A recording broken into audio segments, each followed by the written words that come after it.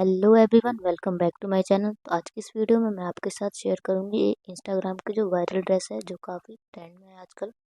आपने भी इस ड्रेस की वीडियो ज़रूर देखी होगी, तो इसलिए मैंने इस ड्रेस को रिक्रिएट किया है। जैसे कि रमज़ान स्टार्ट हो चुके हैं, तो ये ड्रेस मैंने ईद स्पेशल भी बनाया है।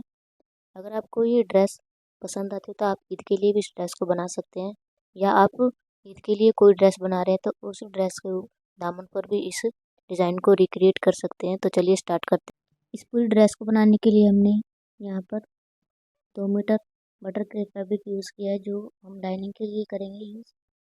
और मेन फैब्रिक जो है वो 2.5 मीटर फैब्रिक है, ये सिल्क फैब्रिक है। अगर आप सिर्फ 2 पार्ट को बनाना चाहते हैं तो उसके लिए आपको 1.5 मीटर फैब्रिक मेन फैब्रिक चाहिए और 1 मीटर आपको लाइनिंग के लिए फैब्रिक चाहिए। इस पूरी ड्रेस को हम 2 पार्ट्स में बनाएंगे, तो इस पार्ट में हम सिर्फ 2 पार्ट की कटिंग और स्टिचिंग और जो भी डिज़ाइनिंग है वो करेंगे। तो सबसे पहले हम लाइनिंग के फैब्रिक को कट करेंगे।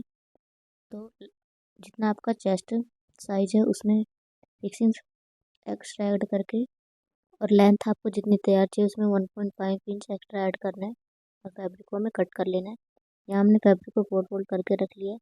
फोल्ड करने के बाद इसकी जो लेंथ है वो 16.5 इंच है, हमें तैयार 15 इंच चाहिए, और इसकी जो विड्थ है वो 10 इंच है। तो सबसे पहले हमें फोल्डेड साइड से मार्किंग स्टार्ट करनी है। ऊपर की तरफ हम शोल्डर के लिए मार्क करेंगे, तो यहाँ हम राउंड कॉलर बना रहे हैं तो अपने शोल्डर में आपको 1/2 इंच एक्स्ट्रा ऐड करते हुए मार्किंग करनी है। आर्म होल के लिए हम 7 इंच पर मार्क करेंगे। अब इस लाइन को हमें आगे की तरफ बढ़ा देना है। अब इस लाइन पर हमें चेस्ट का 4th पार्ट करना है और 1.5 इंच मार्जिन ऐड करते हुए मार्किंग करनी है। नीचे वेस्ट की तरफ हमें वेस्ट का 4th पार्ट करना है और 1.5 इंच मार्जिन ऐड करते हुए दोनों मार्किंग को हमें मिला देना है। इसके बाद हमें आर्म होल वाली लाइन को मिड पॉइंट लेना है और 1 इंच मार्क करते हुए आर्म होल की शेप को ड्रॉ कर देना है। फ्रंट आर्म होल के लिए हमें 1 इंच पर अंदर की तरफ मार्क करते हुए शोल्डर से इस लाइन को तिरछा मिलाना है और 1 इंच डीप आर्म होल की शेप को ड्रॉ कर देना है। नेक विड्थ के लिए हम यहाँ पर 3 इंच पर मार्क करेंगे। फ्रंट नेक हम 2.5 इंच डीप करेंगे और राउंड शेप ड्रॉ करते हुए मार्किंग करेंगे। बैक नेक हम 1 इंच डीप करते हुए हल्का सा राउंड शेप देना है और मार्किंग करनी है। इसके बाद हमें 1 इंच से कम शोल्डर डाउन करना है और एक पॉइंट मार्क करना है। अब इस पॉइंट को हमें तिरछा नेक लाइन से मिला देना है। इसके बाद हमें बाहर की मार्किंग पर फैब्रिक को कट कर देना है। यहाँ हमने फैब्रिक को कट कर दिया है। इसमें से हमें बैक पार्ट को निकाल कर अलग अलग रख देना है और फ्रंट पार्ट को हमें फिर से फोल्ड करके रख लेना है। इसके नेक और आर्म होल की हमें कटिंग कर देनी है। यहाँ हमने इसकी नेक और आर्म होल की कटिंग कर दी है। ये हमारा फ्रंट पार्ट है और ये बैक पार्ट है। हमारी लाइनिंग की कटिंग हो चुकी है। सिंपली अब हमें इसे मेन फैब्रिक पर रखना है और फैब्रिक को कट कर लेना है। यहाँ हमने फ्रंट और बैक पार्ट की कटिंग कर दी है।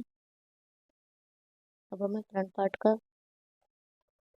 मेन फैब्रिक लेना है और इसे फोल्ड करके उसके सेंटर पर ऊपर और नीचे की तरफ 2 मार्क कर लेना है और इसके सेंटर पर हमें स्केल की हेल्प से एक लाइन ड्रॉ कर देना है। इसके बाद हमें ऊपर की तरफ से 1.5 इंच पर एक मार्क करना है। नीचे की तरफ हमें 1 इंच पर मार्क करना है, जिसमें से 1/2 इंच हमारा सिलाई में चला जाएगा।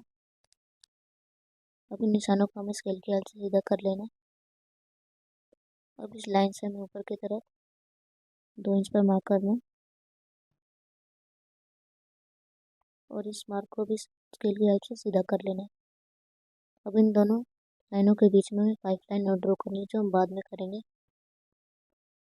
इसके बाद जो हमने ऊपर की तरफ मार्क किया था वहाँ से हमें सेंटर लाइन से 2-2 इंच पर मार्क करते हुए नीचे की तरफ से 1 इंच का गैप लेते हुए इस तरीके से हमें दोनों तरफ लाइन ड्रॉ कर देनी है। ऊपर की तरफ जो हमने मार्क किया है वहाँ से हमें 4 इंच पर एक मार्क करना है और सेंटर की तरफ लाइन से हमें 2 लाइन और ड्रॉ कर देनी है। इसके बाद हमें नीचे की तरफ से शोल्डर तक दोनों तरफ लाइन ड्रॉ करनी है और शोल्डर पर हमें टोटल 3 लाइन ड्रॉ करनी है सेंटर लाइन से दोनों तरफ। ऊपर की तरफ हमें 1-1 इंच का गैप देना है और नीचे की तरफ हमें 1/2 इंच का गैप देना है। अब शोल्डर से हमें दोनों तरफ 4-4 इंच पर मार्क करना है और नीचे की तरफ से उस मार्क तक हमें लाइन को ड्रॉ कर देना है। इसके बाद हमें 4 लाइन और ड्रॉ करनी है सेंटर लाइन से दोनों तरफ।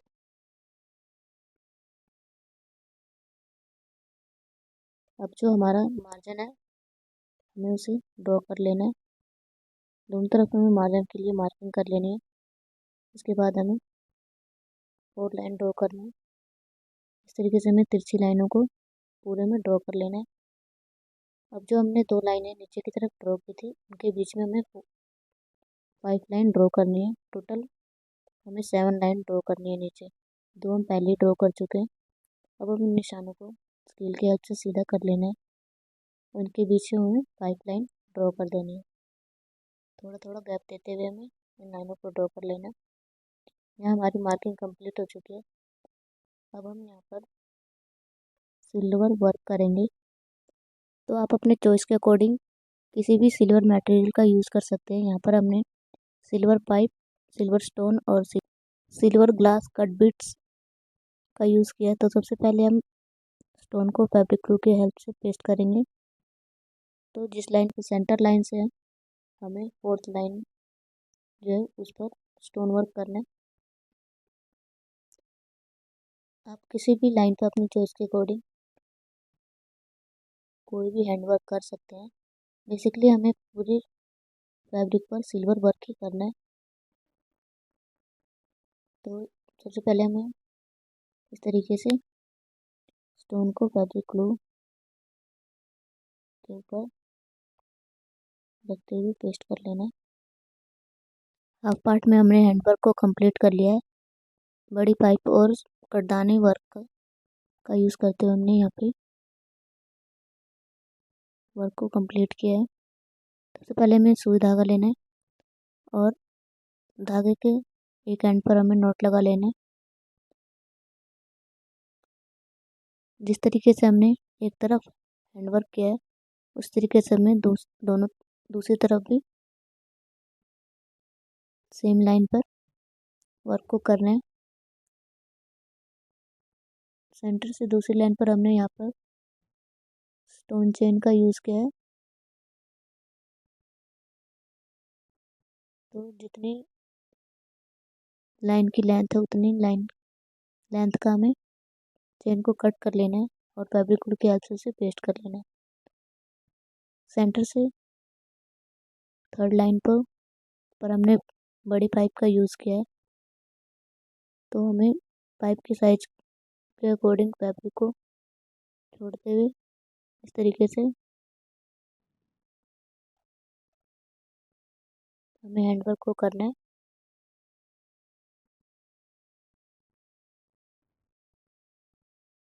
बीच बीच में हमें धागे को पक्का भी करते जाना है। इस तरीके से हमें पूरी लाइन को ऊपर तक कंप्लीट कर लेना है।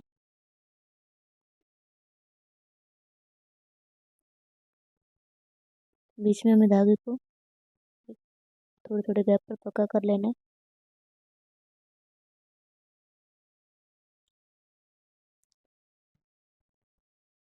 आप अपनी चॉइस के अकॉर्डिंग किसी भी लाइन पर कोई भी वर्क कर सकते हैं। यहाँ हमने लाइन को कंप्लीट कर लिया। अब हमें पीछे की तरफ धागे को सिक्योर करते हुए नोट लगा लेना है और फिर हमें धागे को कट कर देना है।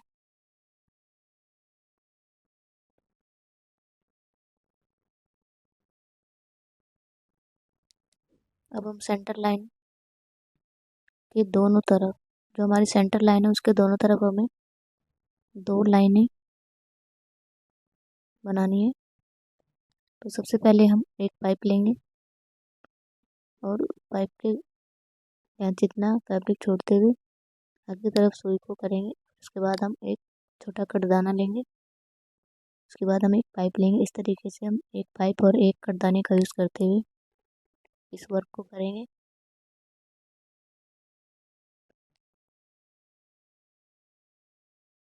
अगर आपको सिल्वर मोती मिल जाएंगी तो आप उसका यूज़ भी कर सकते हैं।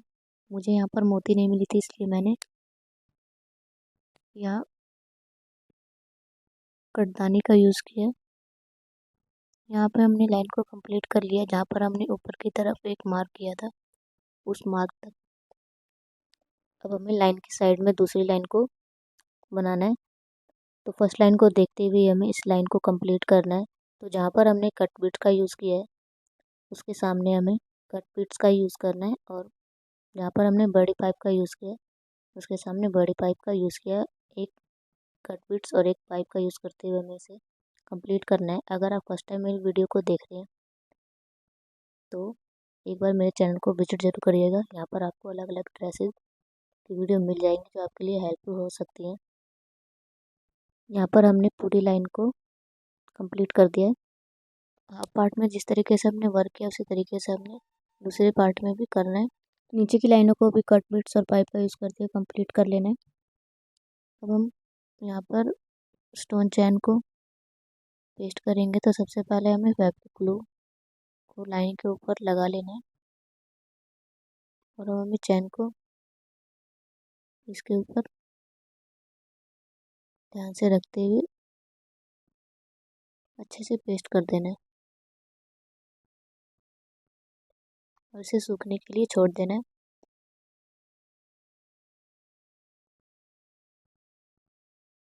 जब ये सूख जाए तो इस चैन को हमें बाद में सुई धागे की हेल्प से अच्छे से सिक्योर कर देना है। यहाँ पर हमने पूरे ही पार्ट में हैंडवर्क कर लिया है। अब हमें लाइनिंग के फैब्रिक को लेना है और इसकी सीधी साइड पर रखते हुए हमें इसके नीचे हाफ इंच का गैप देते हुए इसके साइड और नीचे की तरफ स्टिचिंग लगा लेनी है, और बैक पार्ट में भी इसी तरीके से स्टिच कर लेना है। यहाँ पे हमने स्टिचिंग लगा दी है। अब हमें फैब्रिक को फोल्ड करना है। फोल्ड करने से पहले हमें इसके कॉर्नर्स वाले फैब्रिक को अंदर की तरफ से कट कर लेना है ताकि ये फिनिशिंग के साथ फोल्ड हो जाए। और इसके ऊपर हमें एक टॉप स्टिच और लगा देना है नीचे की तरफ। बैक पार्ट को भी हमें इसी तरीके से, सबसे पहले हमें इसके दोनों कॉर्नर्स को कट कर देना है। इसके बाद हमें इसे फोल्ड करते हुए इसके ऊपर एक बार आयरन कर देना है।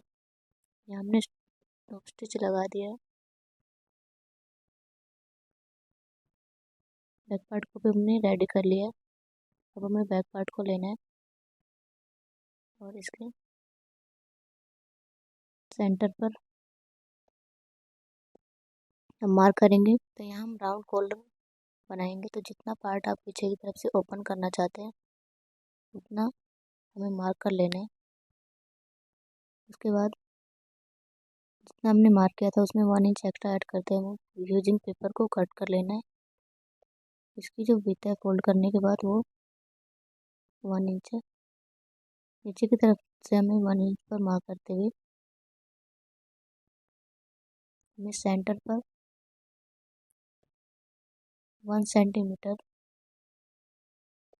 का राउंड शेप देना है। बिल्कुल 1 पॉइंट का गैप छोड़ते हुए अब हमें इसे कट कर लेना है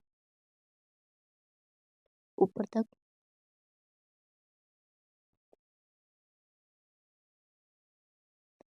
नीचे से हमें हल्का सा राउंड शेप देना है। कट करने के बाद हमारा ये इस तरीके से दिखाई देगा। अब हमें इसे फैब्रिक के ऊपर पेस्ट कर लेना है। यहाँ हमने फैब्रिक के ऊपर इसे स्टिच कर लिया है। उसके बाद हमें इसे बैक पार्ट की सीधी साइड पर रखना है और सेंटर को मैच करते हुए इसकी सिलाई लगा लेनी है। यहाँ हमने सिलाई लगा दी है। सिलाई लगाने के बाद अब हमें इसके सिलाई के बीच में जो गैप है उसे नीचे तक कट करना है। कट करते वक्त ध्यान रहे कि इसकी जो सिलाई है वो कट ना हो और कॉर्नर्स पे हमें अच्छे से कट करना है ताकि ये आसानी से फिनिशिंग के साथ फोल्ड हो जाए। इसके बाद हमें इसे पीछे की तरफ फोल्ड कर देना है और बड़ा टाका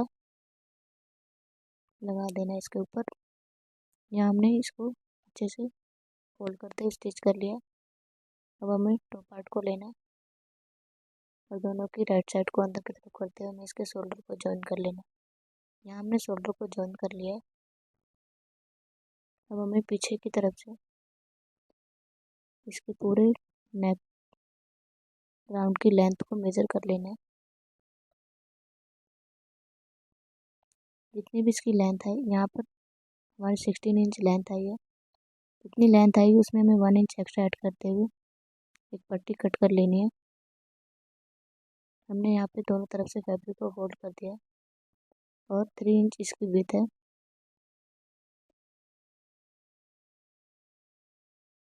बीच में से फोल्ड करने के बाद इसकी जो विड्थ है वो 1.5 इंच है। हाफ इंच हमारा सिलाई में जाएगा और 1 इंच की हमारी तैयार कॉलर रेडी हो जाएगी। इसके बाद हमें इसे फोल्ड करते हुए पीछे की तरफ से सीधी तरफ से पट्टी को रखना है और हाफ इंच पर हमें फैब्रिक को स्टिच कर लेंगे। यहाँ हमने कॉलर को फैब्रिक के साथ स्टिच कर लिया है। इसके ऊपर से आप एक टॉप स्टिच लगा सकते हैं। अब हमने जैसे नीचे की तरफ लाइनिंग को बनाया वैसे हमें कॉलर के ऊपर भी 3 से 4 लाइन हैंडवर्क कर लेना है। अब हम यहाँ पर स्लीव्स की कटिंग करेंगे। तो यहाँ हमने 1/2 मीटर फैब्रिक को लिया और इस तरीके से इसे एक बार फोल्ड कर लिया। चौड़ाई में हमने इसे फोल्ड किया था। अब हमें इसे लंबाई में एक बार और फोल्ड करना है। अब हमने फैब्रिक को फोल्ड कर लिया है। फोल्ड करने के बाद इसकी जो विड्थ है 8.5 इंच है और इसकी जो लेंथ है वो 22 इंच है। सबसे पहले हम अपने आर्म होल राउंड का हाफ मार्क करेंगे और ओपन साइड हमें 3 इंच डाउन करके एक मार्क करना है और वहाँ से हमें 2 इंच पर इस तरीके से सीधा ड्रॉ करना है। उसके बाद हमें स्लीव की शेप को ड्रॉ कर देना है।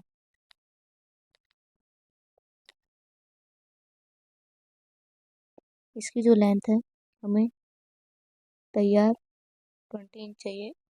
हाफ इंच हमारा ऊपर की तरफ सिलाई में जाएगा और नीचे की तरफ हमारा 1.5 इंच फोल्डिंग में जाएगा। उसके बाद जितना हमारा कलाई का राउंड है उसका हमें हाफ लेना है और 1 इंच एक्स्ट्रा ऐड करते हुए मार्क कर देना है। अब दोनों मार्क को हमें ऊपर की मार्किंग से मिलाते हुए इस तरीके से स्लीव की फिटिंग वाली शेप को ड्रॉ कर देना है। अब हमें फैब्रिक को कट कर देना है। यहाँ हमने फैब्रिक को कट कर दिया।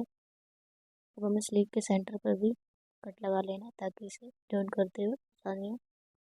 अब हमें फ्रंट आर्म होल के लिए half inch deep arm hole draw करना है। अब हमें इसे फैब्रिक को ओपन करके कट कर लेना है।